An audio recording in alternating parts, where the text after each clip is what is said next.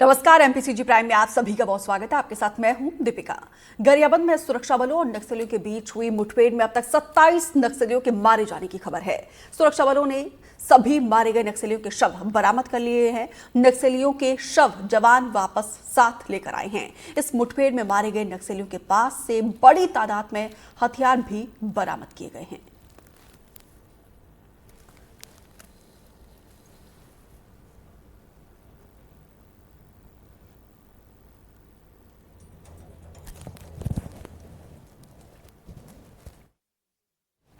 तो वहीं छत्तीसगढ़ के गरियाबंद में सुरक्षा बलों को बड़ी कामयाबी मिली है। सुरक्षा बलों ने गरियाबंद के कुल्हाड़ी घाट में 27 नक्सलियों को मार गिराया। इसमें 1 करोड़ रुपए का इनामी नक्सली चलपत्ती भी शामिल है। 1, 2, 3, 4 गिनते जाइए। ये उन खोखार नक्सलियों के शव हैं जिन्होंने न जाने कितने मासूमों को मौत के घाट उतारा था। लेकिन कहते हैं ना कि पाप का घड़ा भरते ही सजा भी कड़ी मिलती है। विद्रोह की विचारधारा का ढोंग करने वाले नक्सलियों के लिए 21 जनवरी का दिन काल बनकर आया। ओडिशा और छत्तीसगढ़ के बॉर्डर पर गरियाबंद जिले के कुल्हाड़ी घाट में फोर्सेस ने नक्सलियों को जंगल में चारों तरफ से घेर लिया। कुछ टीमें ओडिशा की तरफ से बढ़ी, कुछ टीमें छत्तीसगढ़ की तरफ से नक्सलियों की तरफ बढ़ चली। जैसे ही नक्सलियों को अपनी मौत नजदीक आती दिखाई दी, उन्होंने सुरक्षा बलों पर फायरिंग शुरू कर दी। गोलियां AK-47 से भी दागी जा रही थी। उस आवाज को सुनते ही बहादुर जवानों को आभास हो गया कि उनकी सूचना भी सही थी और रणनीति भी। AK-47 और SLR की फायरिंग बता रही थी कि जरूर कोई बड़ा नक्सल कैडर फंसा है।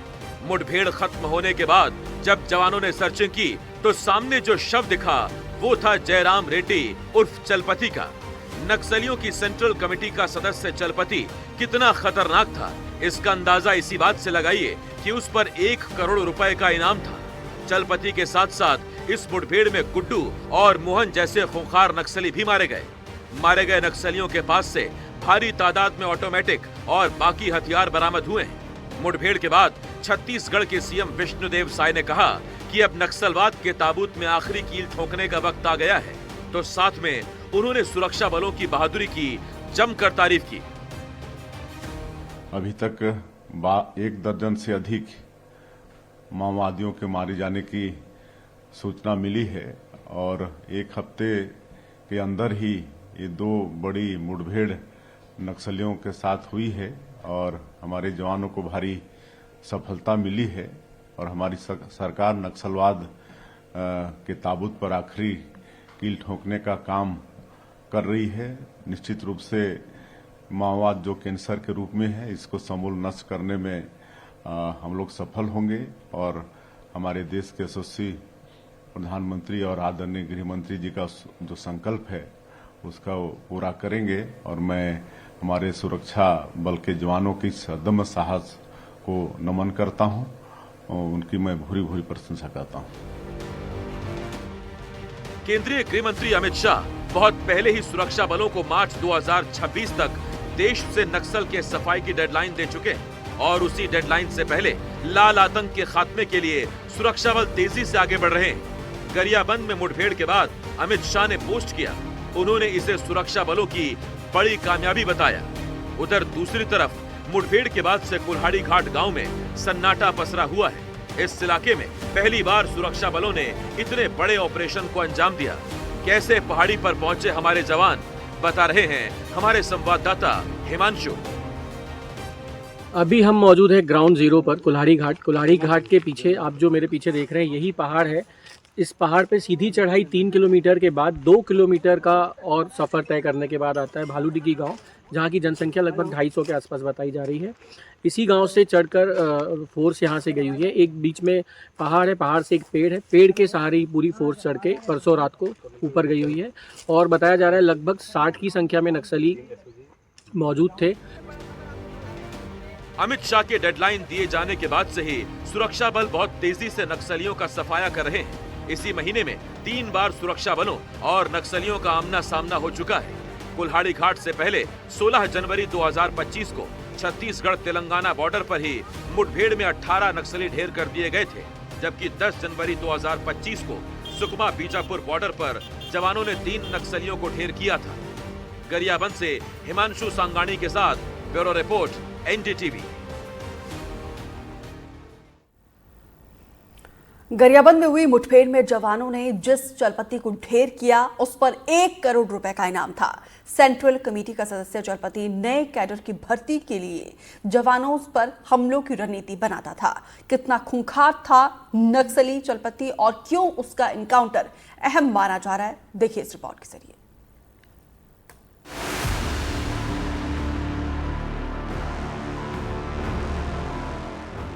ये तस्वीर गरियाबंद मुठभेड़ में मारे गए जयराम उर्फ चलपति की है। तमाम नक्सली चलपति का नाम अच्छे से जानते भी हैं और उसे पहचानते भी हैं।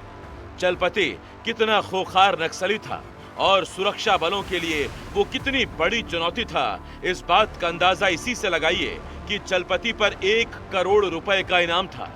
जी हाँ, ठीक सुना आपने, पूरे 1 करोड़ रुपए। छत्तीसगढ़ और ओडिशा के बॉर्डर पर सुरक्षा बलों और नक्सलियों के बीच हुई मुठभेड़ में चलपति के साथ साथ गुड्डू और मोहन जैसे खोखार नक्सली भी मारे गए। इस मुठभेड़ के बाद हर कोई जानना चाहता है कि आखिर 1 करोड़ का इनामी चलपति था कौन। तो आइए आपको बताते हैं। 1 करोड़ के इनामी चलपति का असली नाम जयराम रेड्डी था। उसे संगठन में रामचंद्र रेड्डी, अप्पा राव या रामू के नाम से भी जाना जाता था। आंध्र प्रदेश के चिंतूर जिले के माटेमपल्ली गांव के रहने वाले चलपति ने सिर्फ 10वीं तक पढ़ाई की, लेकिन वो नक्सलियों की सेंट्रल कमेटी का मेंबर बना। 60 साल का चलपति बस्तर के अबूझमाड़ के घने और दुर्गम जंगलों में सक्रिय था और हर वक्त AK-47 और SLR जैसे आधुनिक हथियारों से लैस रहता था। उसकी सुरक्षा में 8 से 10 गार्ड हमेशा तैनात रहते थे। संगठन में रहते हुए चलपति ने अपने से कम उम्र की नक्सली अरुणा से शादी की थी। इसके बाद संगठन के नेताओं ने उसे डिमोट कर दिया, लेकिन नक्सली संगठन की आइडियोलॉजी और उसकी भूमिका को देखते हुए फिर से उसे केंद्रीय कमेटी का सदस्य बनाया गया था। चलपति छत्तीसगढ़ और ओडिशा में संगठन के विस्तार में अहम भूमिका निभाता था। वो ओडिशा और छत्तीसगढ़ दोनों ही राज्यों में बेहद सक्रिय था, इसीलिए दोनों राज्यों की पुलिस उसे तलाश रही थी और अब उसका एनकाउंटर सुरक्षा बलों के लिए बहुत बड़ी कामयाबी बताई जा रही है। तो गरियाबंद मुठभेड़ के बाद एसपी निखिल ने बताया कि ये ज्वाइंट ऑपरेशन था और इस ऑपरेशन की लगातार मॉनिटरिंग की जा रही थी। STF, CRPF, SOG की संयुक्त टीमें भेजी गई थी। घेराबंदी मजबूत थी, ऑपरेशन काफी अच्छे से चलाया गया, काफी क्लोज मॉनिटरिंग की गई पुलिस मुख्यालय स्तर पर, रेंज स्तर पर, जिला स्तर पर और उपलब्ध जो अधिकारी हैं यहाँ पे अभी सबके स्तर पर, और उसका नतीजा निकला कि इतना अच्छा ऑपरेशन हो पाया। सर, एक बड़ा CC मेंबर भी मारा गया करोड़ का। इनपुट्स हैं कि मरे हुए नक्सलियों में से कोई बड़ा काडर भी है, हालांकि उसके आइडेंटिटी के बारे में, उसके रैंक के बारे में अभी वेरिफिकेशन जारी है। सर, ये जो नक्सली अभी मारे गए हैं, कुछ इसमें ऐसे नक्सली रहे हैं जो पिछले दिनों घटना में शामिल रहे हैं, कुछ ऐसे?